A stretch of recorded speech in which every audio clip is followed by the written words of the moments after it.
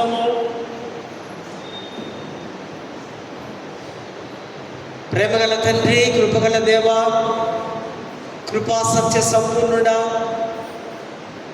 సర్వాధికారి, సర్వ సృష్టికి కారణభూతుడమైనటువంటి మా ప్రియ పరలోకపు తండ్రి, తండ్రి కుమార పరిశుద్ధాత్మ త్రియేక దేవుడా, మీ పరిశుద్ధ శ్రేష్టమైన ఘనమైన నామానికి మా నిండు కృతజ్ఞతా వందనములు చెల్లిస్తూ వాక్యపు వెలుగులోనికి మా ప్రయాణము కొనసాగుతూ ఉండగా, వాక్యాన్ని మేము వింటూ ఉండగానే మీ స్వరాన్ని వింటూ మీ శ్రేష్టమైనటువంటి ఆశీస్సులు, దీవెనలు పరలోకము నుండి మేము పొందులాగునా సహాయం చేస్తూ విలువైనటువంటి దైవ వాక్కు ద్వారా మరొకసారి మేమందరము లోతైన విశ్వాసంలోనికి ప్రయాణించులాగునా సహాయం చేయగలరంటూ యేసు నామమున వేడుకుంటున్నాము తండ్రి, ఆమేన్. దయచేసి కూర్చుందాం. దేవుని పరిశుద్ధ నామానికి మహిమ కలుగును గాక. ఈ మహా ఘనమైన ప్రశస్తమైనటువంటి భాగ్యాన్ని నాకు అందించినటువంటి most reverend doctor professor Reuben Mark తండ్రి గారికి, అధ్యక్ష మండలపు vice chairman reverend doctor T Bhaskaraiah గారికి, అధ్యక్ష మండలపు డిసిసి చైర్మన్స్, ఆఫీసర్స్, క్లర్జీ, సంఘములు, సంఘ నాయకులు, దూర ప్రాంతం నుంచి వీక్షిస్తున్నటువంటి స్నేహితులు, కుటుంబ సభ్యులు అందరికీ కూడా యేసుక్రీస్తు నామములో మరి శుభములు, దైవాశీస్సులు సిఎస్ఐ వెస్లీ చర్చ్ జగదీరుగుట్ట సంఘపక్షముగా నేను తెలియపరుస్తూ ఉంటున్నాను. And also CSI Wesley church Jagadgirigutta సంఘ నాయకులకు మరి చేరవచ్చిన మీ అందరికీ మరి ఉదయకాల శుభములు, దైవాశీస్సులు తెలియపరుస్తూ ప్రేమతో ఇట్టి ఆరాధనకు మీకు ఆహ్వానాన్ని అందిస్తూ ఉంటున్నాను. క్రీస్తునందు ప్రేమైనటువంటి వారులారా, మరొక పరిశుద్ధ దినాన్ని దేవుడు మనకు అనుగ్రహించి మరి దినమందు ఆయనతో కొనసాగడానికి, ఆయన దైవ ఆశీస్సులు పరిశుద్ధ దేవాలయం నుంచి మనం పొందడానికి దేవుడు మనల్ని సజీవులుగా ఉంచినందుకు దేవుడికి ఎంతగానో కృతజ్ఞతలు, స్తోత్రములు మనం చెల్లించవలసిన అవసరత ఉంది. అందరూ బట్టి దేవుడికి మన శిరస్సును వచ్చి ఆయనకు నమస్కరించవలసిన అవసరత ఎంతైనా ఉంది. మరి దినం ప్రాముఖ్యమైనటువంటి అంశం worship in God's presence for God's purpose. ఈ యొక్క ఆరాధన దేవుని సన్నిధిలో దేవుని ఉద్దేశము కొరకు అని మనకు అంశాన్ని మన నాయకులు, పెద్దలు మనకు అనుగ్రహించి ఉన్నారు. అంతకు ముందుగా ఇక్కడ కూర్చున్న ఫాదర్స్ అందరికీ ఫాదర్స్ డే శుభములు, దైవ దీవెనలు, ఆశీస్సులు తెలియపరుస్తూ ఉంటున్నాను. వర్జీనియా నందు దేశంలో 1910లో ఈ యొక్క ఫాదర్స్ డేను వాళ్ళు డిక్లేర్ చేసి మరి ప్రపంచమంతా ఫాదర్స్ డేగా ఈ దినం మనం జరుపుకుంటున్నాం. అండ్ సంతోషం, ఈ సండే రావడం, మన ఫాదర్స్ అందరినీ చూడడం, వారికి శుభాకాంక్షలు చెప్పడం, ఇది ఎంతైనా ఆశీర్వాదకరం. ఇక దాని గురించి చెప్పుకుంటూ పోతే అసలు మన అంశానికి మనకు సమయము సరిపోదు. కనుక ఈ దినం ఆరాధన, వర్షిప్, ఆరాధన మనకందరికీ తెలుసు. ఆరాధనలో దేవుని యొక్క ప్రసన్నత, దేవుని యొక్క ఉనికి, అర్హత కలిగిన ఎవరైనా ఉన్నారంటే వారిని ఆరాధన చేయాలి. ఇక్కడ మనం గమనిస్తే ఆరాధికుడు ఉంటాడు, ఆరాధించేవాడు ఉంటాడు. భగవంతుడు ఒకవైపు, భక్తుడు మరొక వైపు. ఈ ఆరాధన ద్వారా ఈ భక్తుడు భగవంతుడి దగ్గరికి రావాలి. ఆయన యోగ్యుడని, ఆయన అర్హత గలవాడని, ఆయనే సృష్టికర్త అని, ఆయనకు స్తుతి, ఘనత, మహిమ, ప్రభావములు చెల్లించాలని ఈ ఆరాధనలో భాగమై ఉంది. ఈ ఆరాధన సృష్టి ఆదిలో నుంచి ఉంది. మానవుడు సృజింపబడక మునిపే దేవుణ్ణి సృష్టి ఆరాధించింది. దురదృష్టవశాత్తు కొందరు సృష్టిని ఆరాధిస్తూ ఉంటారు. కానీ సృష్టికర్తను, సృష్టిని వెనక ఉన్న దేవుణ్ణి మనము ఆరాధించాలి. సృష్టిలో ఉన్నటువంటి ప్రతిదీ కూడా దేవుణ్ణి మహిమపరుస్తూ ఆరాధిస్తున్నట్టుగా మనము చూస్తూ ఉంటున్నాం. ఈ గౌరవం, ఈ భక్తి మర్యాదలు దేవుడికి మాత్రమే చెందాలి.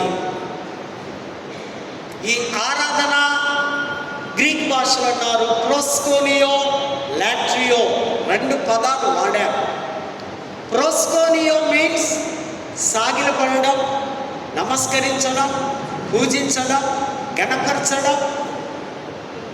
మన దేశ సాంప్రదాయంలో చూస్తే పెద్దలు ఎవరైనా కనిపిస్తే వారికి క్రాలు ముక్కి వారిని గణపరచడం, లేదా ఆ మత గురువులు కనిపిస్తే వారికి సాష్టాంగపడి నమస్కరించడం.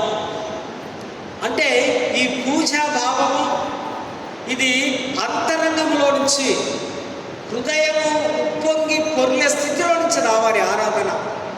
ఆరాధన అంటే పై పెదవులతో ఆరాధించేది కాదు.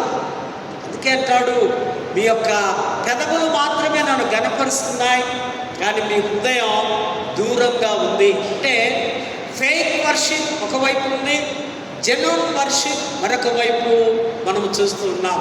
నిజమైనటువంటి ఆరాధన నిజ దేవుణ్ణి గణపరుస్తూ ఉంటుంది. ఈ ప్రోస్కోనియాలో మనం లేఖన భాగాల్లో ఓటీలో మనం గమనిస్తే నిర్గమాకాండం 20వ అధ్యాయంలో ఆయన 10 ఆజ్ఞల్లో నేను తప్ప వేరొక దేవుడు నీకు ఉండకూడదు, ఆకాశములు కానీ భూమి కానీ మరి ఎక్కడైనా కానీ దేనికి కూడా, ఏ విగ్రహానికి కూడా నీకు సాగిలపడకూడదు, నమస్కరించకూడదు, పూజించకూడదు అని దేవుడు తెలియపరుస్తున్నాడు. మరి మత్తయి సువార్త 2వ అధ్యాయంలో ప్రోస్కోనియో ఆ జ్ఞానులు వచ్చి బాలుడైనటువంటి యేసును చూసి వారు సాగిలపడి నమస్కరించి పూజించి వారి కానుకలు ఆ చిన్న బాలుడికి యేసుకు సమర్పించడం. ఇక్కడ ఈ ప్రోస్కోనియో అంటే సాగిలపడడం, ఆరాధించడం. మరి ఈ లాట్రియోకు ఒక తేడా ఉంది. ఈ ప్రోస్కోనియోలో కనిపించినప్పుడే, ఆదివారం వచ్చినప్పుడే సిలువను చూస్తూ యేసుకు సాగిలపడి నమస్కరించడం. మిగతా 6 రోజులు మనము ఈ యొక్క ఆ ప్రోస్కోనియో చేయం.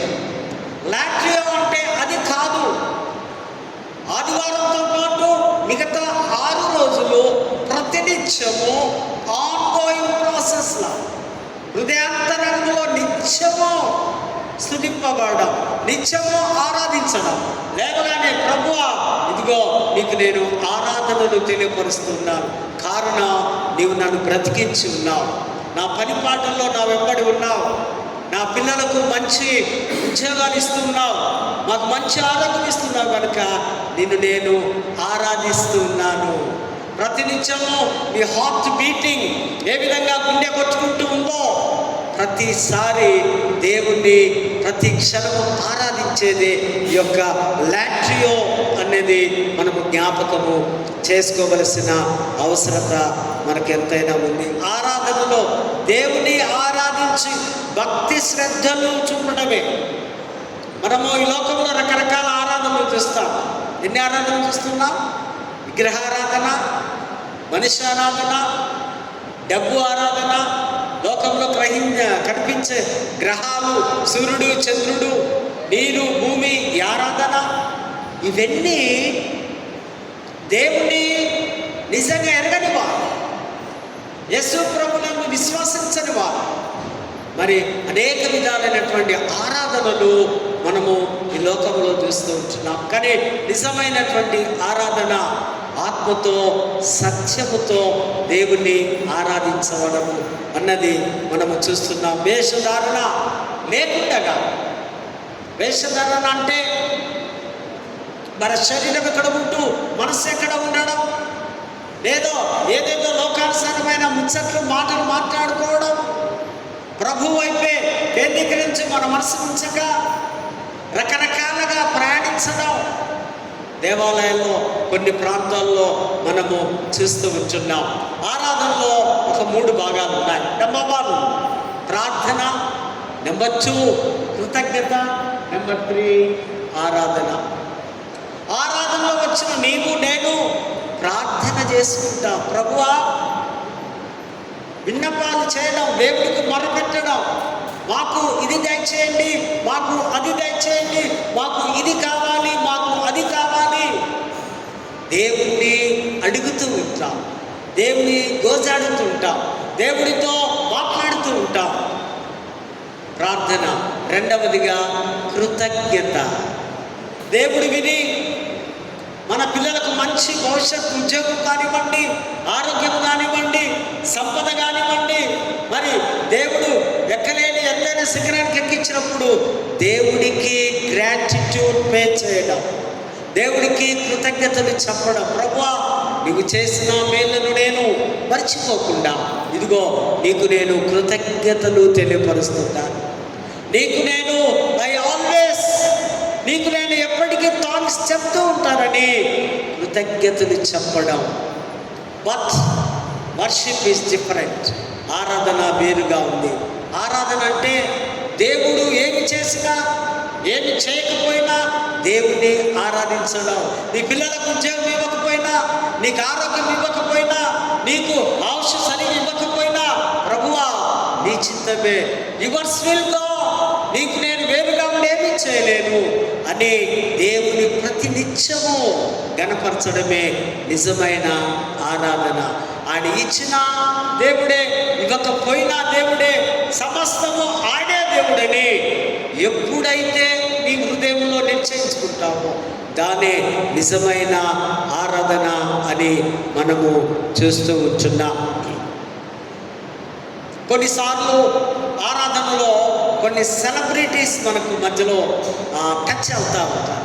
ఫర్ ఎగ్జాంపుల్ ఫిలిం స్టార్స్ కానివ్వండి, స్పోర్ట్స్ స్టార్స్ కానివ్వండి, పొలిటికల్ లీడర్స్ కానివ్వండి, లేదా మరొకరు కానివ్వండి, వారికి మనము తెలియకపోయినా మనము గుడ్డిగా మనము ఆరాధిస్తూ ఉంటాం. ఓ నా ఫేవరెట్ ఆయన. ఒకసారి నేను ఒక గ్రామంలో పనిచేసేవాడు. చేసే టైంలో ఒక హీరో బర్త్డే అయితే వీడు ఇక్కడ కేక్ కట్ చేస్తున్నాడు. నేను ఏమైందిరా, నువ్వు ఇక్కడ ఎందుకు కేక్ అంటే, అమ్మో లేదయ్య గారు ఆయన నా ఫేవరెట్ హీరో అంటే వీడికి వాడికి ఏమైనా సంబంధం ఉందా? ఎప్పుడైనా వాళ్ళ ఇంటికి పోయి ఛాయో టిఫిన్ ఏమన్నా చేసి ఏదీ లేదు. కానీ ఆరాధన చేయటం అంటే గుడ్డిగా ఒక వ్యర్థమైనటువంటి అంధత్వంలో ఉంటూ ఆరాధించడం. సినిమా స్టార్స్, మరి పొలిటికల్స్ లీడర్స్, స్పోర్ట్స్ మీరందరూ ఉంటున్నారు. ఇవన్నీ ఆరాధనకు. ఈ మధ్య 1996లో అనుకుంటా మన బాంబేకు మైకేల్ జాక్సన్ గారు వచ్చారు. ఆయన మంచి సింగర్ అండ్ మంచి డ్యాన్సర్. ఒక 2 days బాంబేలో ఆయన షో ఉంటే ఒక యంగ్ గర్ల్, చక్కటి అందగత్తి అమ్మాయి, మొత్తానికి ఆయన దగ్గరికి వెళ్ళడం చాలా వెరీ డిఫికల్ట్ అది. సో మొత్తానికి ఎవరిని పట్టుకుందో ఏమో వెళ్ళి ఆయనకు సెకండ్ ఇచ్చి ఆయన ఆ చేతి మీద కిస్ చేస్తే ఆ అమ్మాయి ఇంటికి వెళ్ళి 4-5 రోజులు స్నానం చేయడం లేదు. 4-5 రోజులు స్నానం చేయకపోతే వాళ్ళమ్మ నాన్న అరే ఏంటి పిల్ల స్నానం చేయడం లేదు ఏంటి అంటే చెప్పినాను, ఇది మైకేల్ జాక్సన్ గారు ఆ ముచ్చి నన్ను కిస్ చేస్తున్నారు నా చేయి మీద, నేను చేయను. ఎంత గుడ్డిగా, ఎంత వ్యర్థంగా ఆరాధన చేస్తున్నామో మనము చూస్తుంటున్నాం. బైబిల్ చెప్తుంది, నేను తప్ప వేరొక దేవుడు నీకు ఉండకూడదు, నన్ను తప్ప నువ్వెవరిని సృష్టిలో ఆరాధించడానికి వీలు లేదని దేవుడి వాక్యం సెలవిస్తుంది. Worship is giving.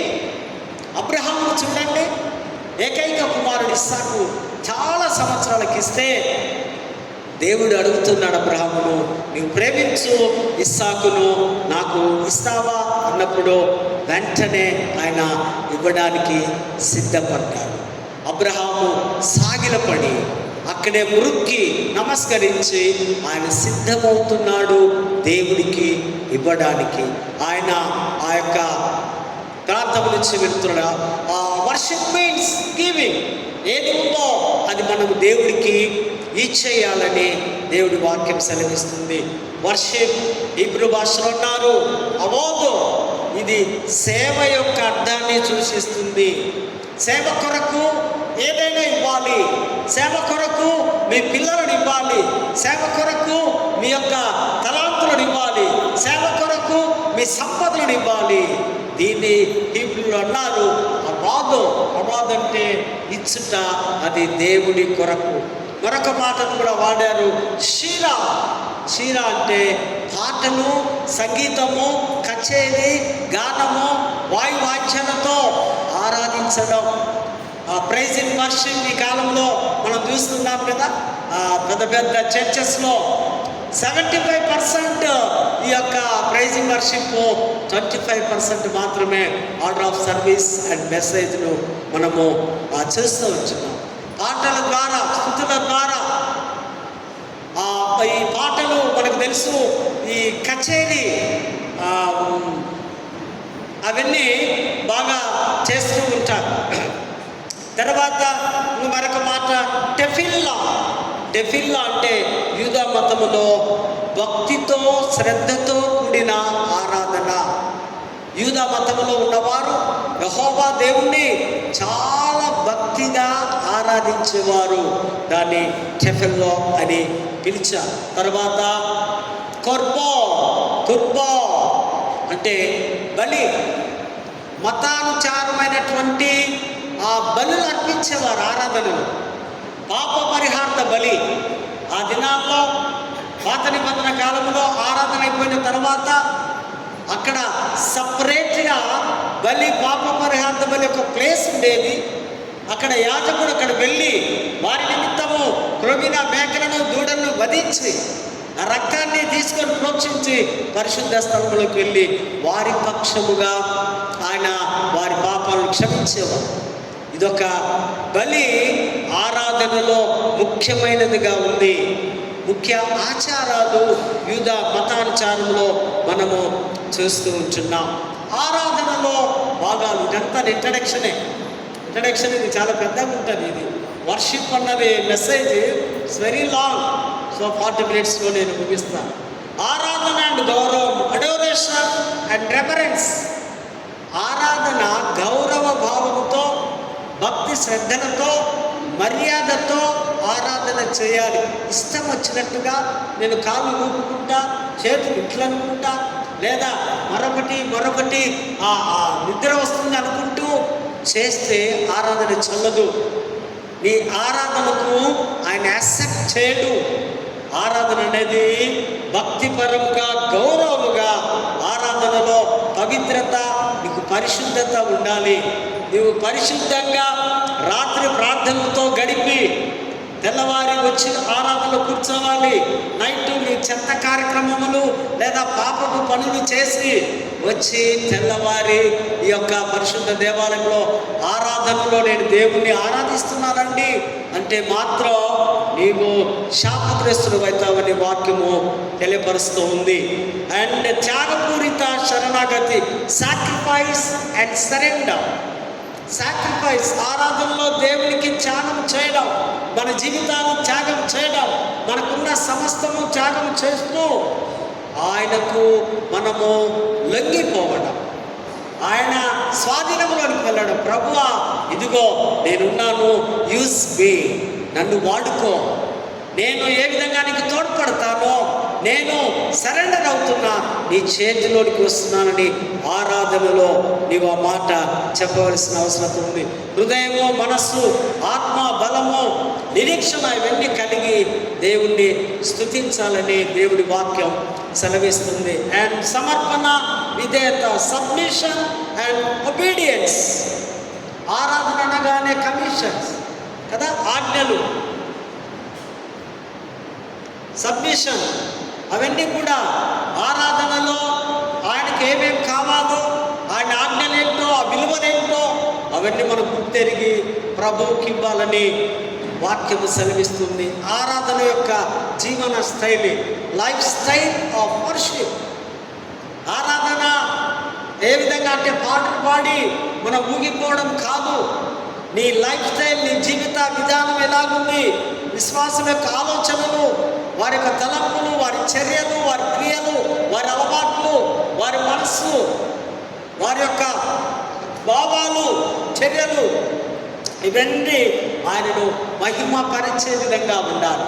ఆయన సంతృప్తి పొందేవాడిగా మన ఆరాధనలో ఉండాలని, అది స్థిరమైన సహవాసంలో ఉండాలని దేవుడి వాక్యం సెలవిస్తూ ఉంటుంది. ఇంకా ఒక గొప్ప వ్యక్తి అంటున్నాడు, ఇవాల్యూన్ అండ్ హిల్ అనేటువంటి వేదావి అంటున్నాడు, ఆరాధన అనేది ఒక జీవి శాశ్వత్వానికి వ్యక్తపరిచే ప్రతిస్పందన. ఇది ఒక ఆచార్య చర్య కాదు, ఆత్మ యొక్క వైఖరి. ఇది ఆత్మ యొక్క వైఖరి. Worship is the response of the creature to the eternal, not a ritual act but an attitude of the soul. So ఇది హృదయానికి సంబంధించినది.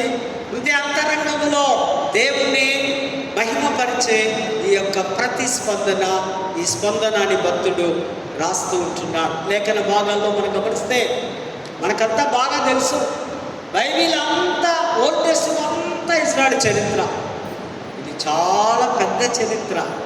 ఎందుకంటే దేవుడు వారిని ప్రేమించి విడుదలనిచ్చి, తర్వాత మంచిగా బ్రతకనరా నాయన అని చెప్తే వారి ఇష్టానుసారంగా దేవుడికి వ్యతిరేకంగా జీవిస్తూ మళ్ళీ చెరలోకి వెళ్ళి, అంత పెద్ద చాలా చరిత్ర ఉంది. ఇక్కడ యెషయా గ్రంథం 6వ అధ్యాయంలో మనం గమనిస్తే ఒక రాజును చూస్తున్నాం. రాజు పేరేంటి? ఉజ్జియా రాజు. ఉజ్జియా రాజు మంచి రాజు. ఉజ్జియా రాజు 16 సంవత్సరాలలో తన రాజ్యానికి రాజుగా ఎక్కాడు. 16 సంవత్సరాలు అంటే ఇంటర్మీడియట్ పిల్లగాడు కదా. ఇంటర్మీడియట్ వాడికి ఏమైనా మెచ్యూరిటీ ఉంటుందా? రాజ్య పరిపాలన చేసే జ్ఞానం ఉంటుందా? ఆ జ్ఞానం ఇవ్వాలంటే ఎవరు ఇవ్వాలి? కేవలం దేవుడే ఇవ్వాలి. ఆయన 16 సంవత్సరాల్లో ఒక రాజుగా ఉండి ఎన్ని సంవత్సరాలు ఆయన పరిపాలించాడు? 52 years. It's a very great. 52 సంవత్సరాలు.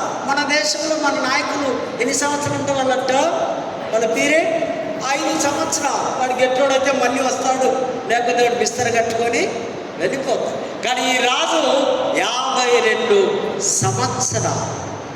ఇక్కడ ఈ రాజు గురించి చక్కగా రాయబడి ఉంది. 2వ దినవృత్తాంతములో మనం గమనించినట్లయితే 26వ అధ్యాయము 3 నుంచి ఒక 19-20 వచనాలు నేను మామూలుగానే చదువుతాను. ఈ రాజు కాలంలో యూదా రాజ్యం అంతా మంచి అభివృద్ధి చెందింది. ఈ చుట్టుపక్కల ఉన్న వారందరూ ఉన్నారు, అమ్మోనీయులు, ఫిలిస్తీయులు, అరబ్బీయులు, వారందరూ ఈయన దెబ్బకు యుద్ధానికి ఎవరు రావడం లేదు. అంత తెలివిగల ఈ రాజు ఈయన పరిపాలిస్తున్న ఆ సమయంలో వారందరినీ మంచిగానే దగ్గరలో పెట్టుకున్నాడు. కానీ ఇతడు ఇక్కడ 3వ వచనం చూస్తే ముందు అతన్ని ముందు అప్రిషియేట్ చేద్దాం కొన్ని విషయాలు. ఆయన దేవుని ఎదుట నీతిమంతుడిగా ఉన్నాడట. 26వ అధ్యాయము 3వ వచనములో మనం గమనిస్తున్నట్లయితే ఆయన నీతిమంతుడుగా దేవుని ఎదుట ఉన్నాడు. దేవుడు ఆయనను బహుగా ప్రేమించి అత్యధికంగా ఆశీర్వదించి ఉన్నాడు. తర్వాత 5వ వచనంలో ఉజ్జియా దేవుని ఆశ్రయించి ఆయన నీతి మార్గం అనుసరించినందున దేవుని కృప, దేవుని శక్తి ఆయన మీదికి దిగి వచ్చింది. 5వ వచనంలో దేవుని కృపణతో ఆయన నింపబడ్డాడు. అది ఎంతవరకు బాగుంది. తర్వాత 16వ వచనం కొంచెం బాధకరమైంది. రాజు తన మనస్సును గర్వించి చెడిపోయెను. ఎప్పుడైతే గర్వం వచ్చిందో, గర్వము సామెతల గ్రంథంలో కూడా మనం చూస్తాం కదా, గర్వం దేనికి సాదృశ్యంగా ఉంది? గర్వము నాశనానికి మూలం. ఒకసారి నీ లోపల నీకు గర్వం వస్తే నీవు పతనమవుతున్నావని అర్థం చేసుకోవాలి. ఈ రాజు హృదయంలో గర్వించాడు. గర్వించి నేనే తోపు అనుకున్నాడు, నాకు మించినోడు లేడనుకుంటున్నాడు ఈ రాజు, ఉజ్జియా రాజు. అక్కడ మనము అతనికి ఉన్న మితిమీరిన ఆత్మవిశ్వాసం అపనమ్మకమైన విధముగా పాపములో పడిపోయాడు. ఆయన పాపం ఏంటంటే ఆయన గర్వమే. తర్వాత 18వ వచనంలో ఇతడు అంత మాత్రమే కాదు, అంతకుముందుగా ఒక ముగ్గురిని గురించి మీకు నేను చెప్తా. ప్రపంచానంతా దినాల్లో పరిపాలించేవారు ముగ్గురు ఉన్నారు. నెంబర్ 1 రాజు, నెంబర్ 2 ప్రవక్త, నెంబర్ 3 యాజకుడు. రాజు ఏమో దేశాన్ని పరిపాలించాలి, యాజకుడేమో వారందరినీ ఆశీర్వదించాలి, ప్రవక్త ఏమో ఏమైనా మంచి చెడులు ఉంటే మీ మీదికి యుద్ధానికి వస్తున్నారు జాగ్రత్త సుమి, ఇదిగో నీవు చెరలోనికి పోతున్నావు జాగ్రత్త, నీ ప్రవర్తన మార్చుకో, దేవుని యొక్క కోపం నీ మీదకి వస్తుందని ఈ యొక్క మేజర్ ప్రాఫిట్స్ అంటే సుదీర్ఘమైన కాలము ప్రవచించేవారు. ఈ ఇంచుమించు 50 సంవత్సరాలు యెషయా ప్రవచించారు. చిన్న ప్రవక్తలు ఉన్నారు, పెద్ద ప్రవక్తలు. పెద్ద ప్రవక్తలు అంటే చాలా సంవత్సరాలు ప్రవచించేవారు. చిన్న ప్రవక్తలు అంటే జస్ట్ 2, 3, 4, 5 years అటువంటి ప్రవక్తలు ఉన్నారు. సో ఈ రాజు 18వ వచనంలో చూస్తాం. పరిశుద్ధ స్థలమునందు, పరిశుద్ధ స్థలంలో ధూపం ఎవరేయాలి? ప్రభు భోజనం ఎవరివ్వాలి? మా సెక్రటరీ గారు వచ్చి నేను ఇస్తా కానీ పక్కకు పో అంటే నడుస్తుందా? ఆయన నాకు నా ఎత్తు బంగారు ఇచ్చినా నేను నాయన నువ్వు పక్కకు పో, ఇది నీ పని కాదు. ఈ రాజు ఆ ధూపం దగ్గరికి వెళ్ళి ధూపం పక్కన నిల్చొని అప్పటికీ అజయ్య అనేటువంటి యాజకుడు బాబు నటు వెళ్ళొద్దు, జాగ్రత్త, నడు అంటున్నారు. వినకుండా ఆ పీఠం దగ్గర నిల్చొని, అంచున నిల్చొని అతడు బలిపీఠం దగ్గర నిలబడ్డాడట. వెంటనే ఏమొచ్చింది? నుసట మీద కుష్ఠం వచ్చింది. చదువుతారా ఆ మాట? చూద్దాం, బాగుంటుంది. 19వ వచనంలో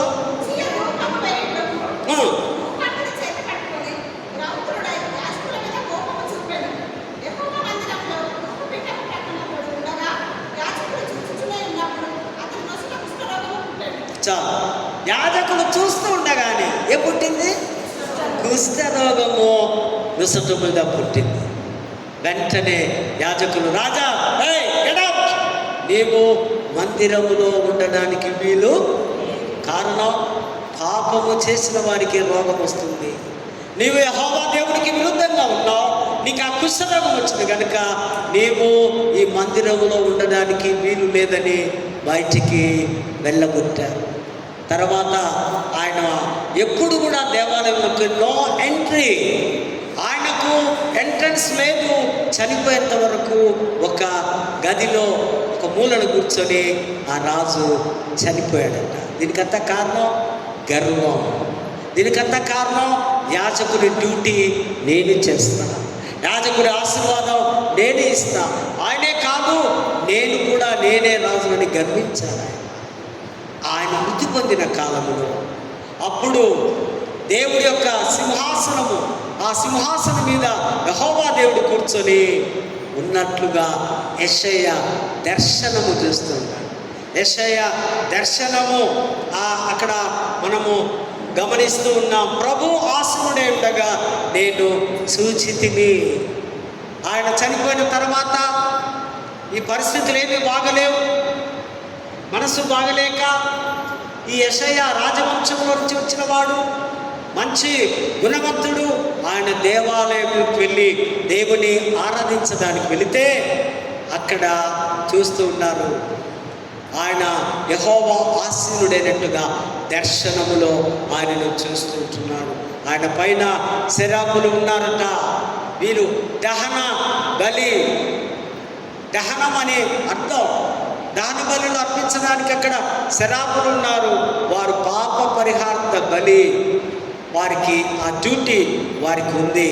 మరి వారికి ఆ సూచనగా ఉంది. కేరికులు ఉన్నారు, వీరు దేవుని పరిశుద్ధతను ప్రకటిస్తూ ఉన్నారు. అక్కడ మనలాగానే మన క్వైర్ నాయకులలాగా పాటలు పాడుతున్నారు. ఏమని పాటలు అది? కదోష్ కదోష్ కదోష్, పరిశుద్ధుడు పరిశుద్ధుడు పరిశుద్ధుడు, హోలీ హోలీ హోలీ.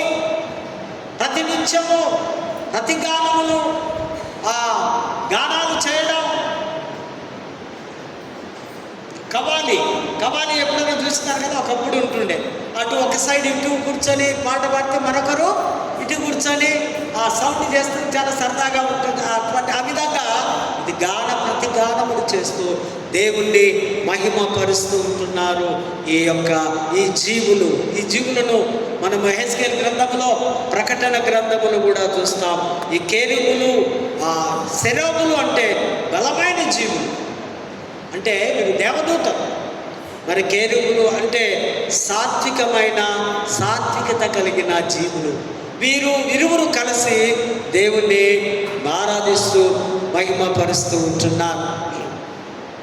4 జీవులు ఆ సింహాసనము ఎదుట ఉంటూ దేవుణ్ణి ఆ స్తుతి కీర్తనలో పాడుతున్నారు. ఈ జీవులను మళ్ళీ మనం ప్రకటన గ్రంథంలో చూడగలం. ప్రకటన గ్రంథం 4వ అధ్యాయము 8-9లో కూడా అక్కడ కూడా ప్రతినిత్యము దేవుణ్ణి అక్కడ ఉన్నటువంటి ఆ యొక్క జీవులు ఆరాధిస్తున్నట్టుగా మనం చూస్తూ ఉంటున్నాం. ఆ 4 జీవులను మనం గమనించినట్లయితే అవి వారి యొక్క ఆరాధన, వారు కూడా పరిశుద్ధుడు పరిశుద్ధుడు పరిశుద్ధుడు. వీరు గ్రీకు భాషలో అంటున్నారు. వారేమో కదోష్ అన్నది హీబ్రూ భాష. కొత్త నిబంధనలో గ్రీక్ భాష వచ్చేసింది. హగియోస్ హగియోస్ హగియోస్, నీవే పరిశుద్ధుడు, నీవు తప్ప ఎవరు లేరు. ఈ 4 మనం చూస్తాం. ఆ 4 వారి స్వరూపాలు. సింహం అంటే అది బలానికి ధైర్యానికి సూచనగా ఉంది. వారి యొక్క సింహము పోలిన వారుగా ఉన్నారు. రెండవది దూడ, ఇది సేవ త్యాగములకు సూచనగా ఉంది. మరి మూడవదిగా మనుషుని ముఖం తెలివి మరియు జ్ఞానములకు సూచనగా ఉంది. 4వది పక్షి అయిన డేగ. ఈ డేగ పక్షి ఇది ఎంతో షార్ప్గా ఉంటుంది. చాలా అత్యంత వేగముగా మరి స్పష్టంగా చూడగలిగినటువంటి పక్షి. ఆ ప్రకటన గ్రంథంలో ఉన్న 4 జీవులను గురించి మనం చూస్తూ ఉన్నాం.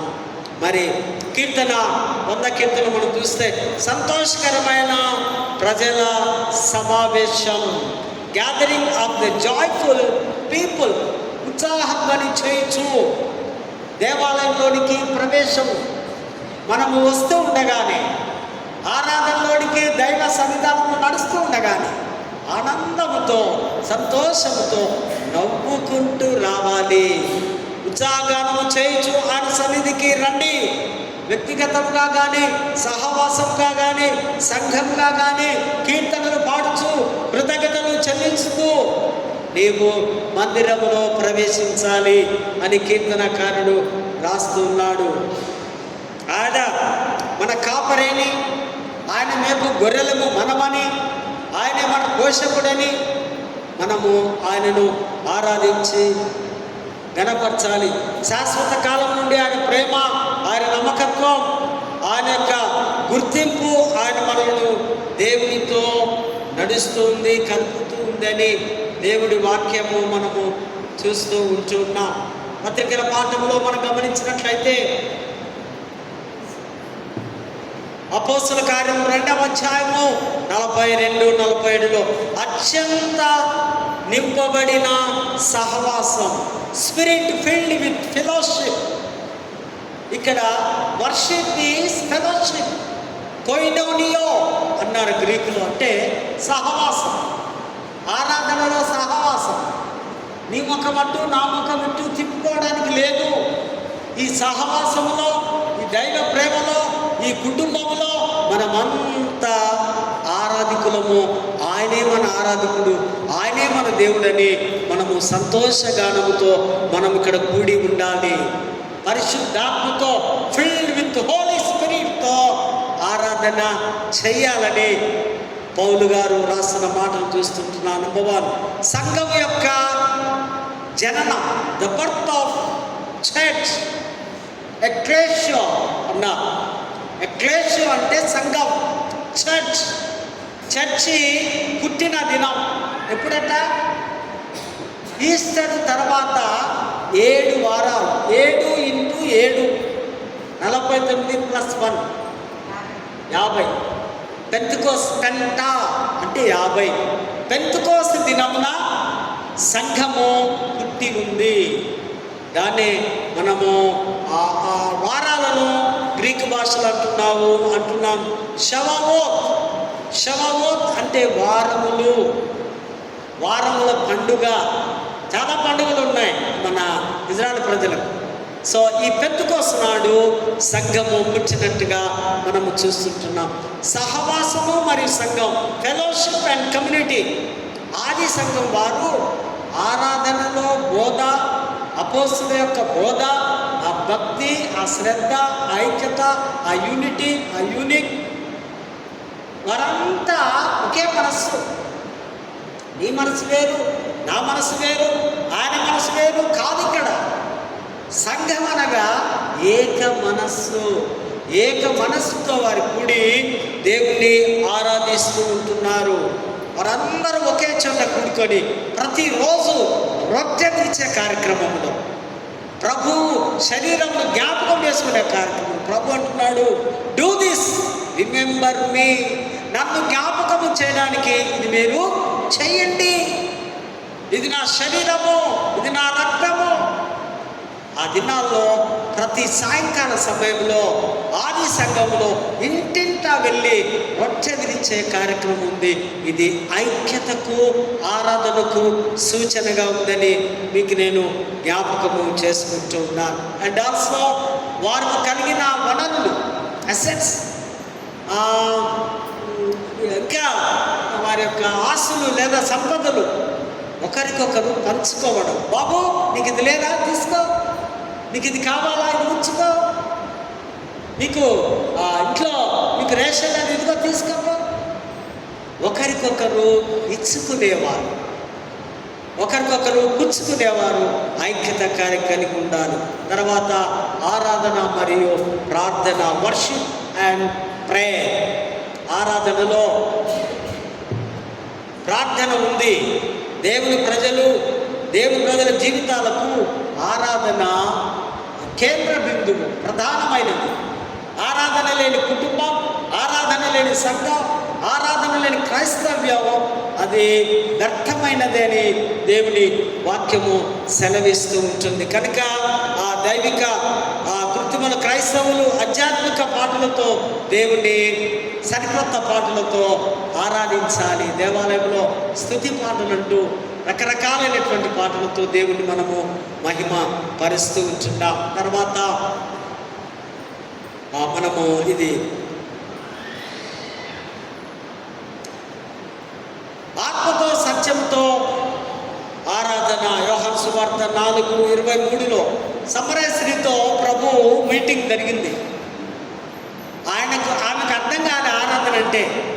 ఆమె అంటుంది, గెరిజం కొండ దగ్గరే మా పెద్దలు చెప్పి ఉన్నారు, వారు సమరయులు కదా, వారు డిఫరెంట్గా ఉన్నారు అంటే, అమ్మ నువ్వు ఆరాధించే ఆరాధన వ్యర్థమైనది. ఇదిగో నిజమైన ఆరాధకుడు నేనే.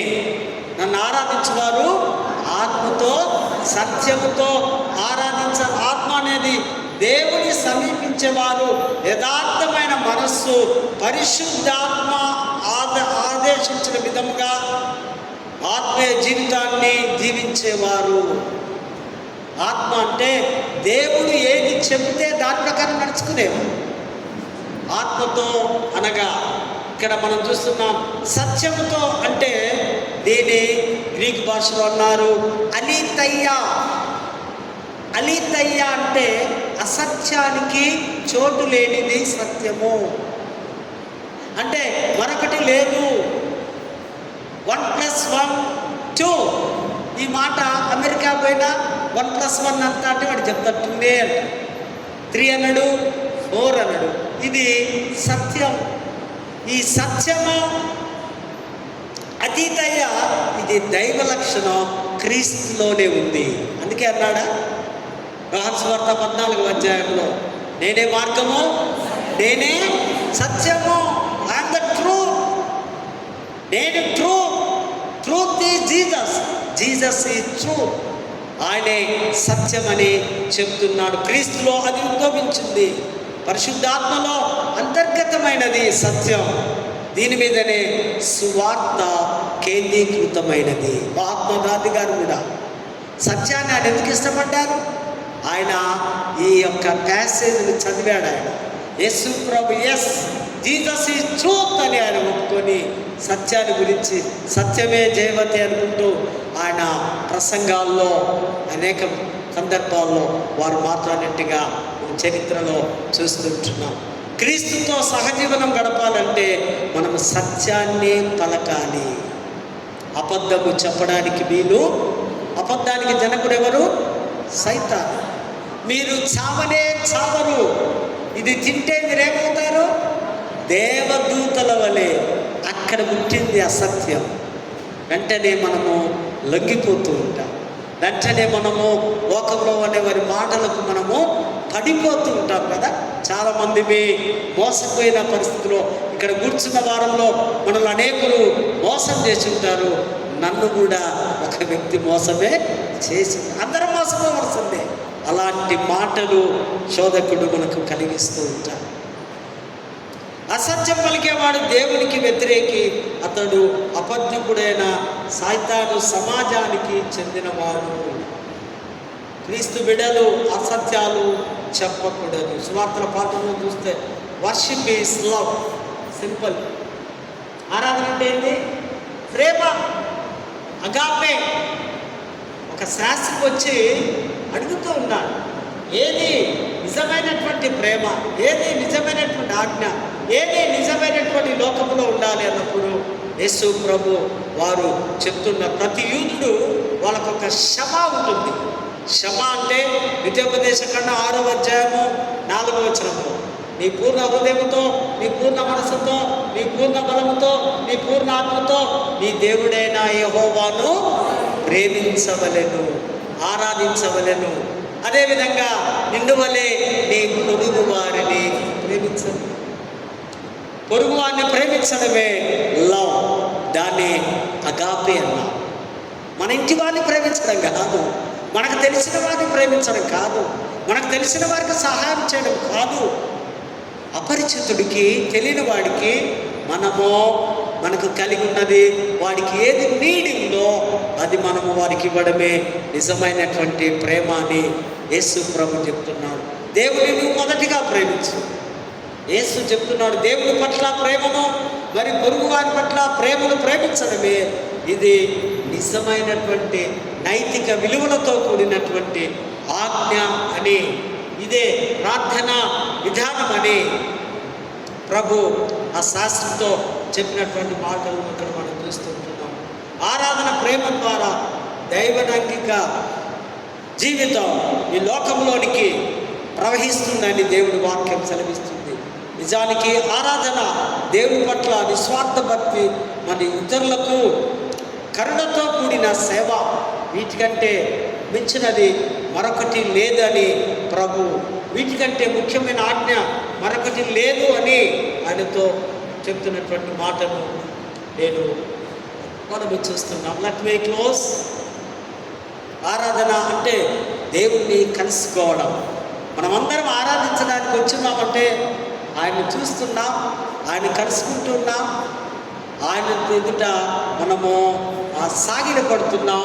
ప్రోస్కోనియో కాకుండా లాట్రియో లాగా ఈ 7 days ఆయనతో మనం హత్తుకొని గుడిపడి జీవించాలి. యెషయా దర్శనము ద్వారా ఆరాధన దేవాలయంలో జరిగింది. అదేవిధంగా ఆరాధన సమాజంలో ఆది సంఘం వారందరూ కలిసి దేవుణ్ణి స్తుతిస్తూ ఆరాధిస్తూ ఘనపరుస్తున్నారు. మూడవదిగా దేవుని ప్రేమించుటే హృదయము మరియు చిత్తం నుండి ప్రవహించే నదిలాగా దేవునితో కలిసి మరి ముందుకు కొనసాగేది ఆరాధనని మీకు నేను జ్ఞాపకం చేస్తున్నాను. ప్రేమినటువంటి వార్ల మన ఆరాధన ఏ విధంగా ఉంది, ఏ విధంగా మనం ఆరాధిస్తే ప్రభు మనల్ని ఇష్టపడి మనల్ని ప్రేమించి మనకు కావలసినటువంటి దీవెనలు ఇవ్వడానికి సిద్ధంగా ఉన్నాడు.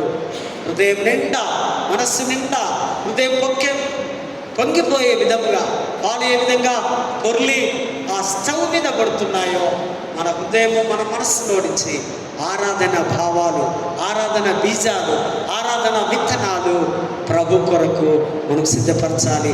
అటువంటి కృప, పరిశుద్ధాత్మ నడిపింపు, దైవాశీస్సులు దేవుడు మనకందరికీ అనుగ్రహించును కాక.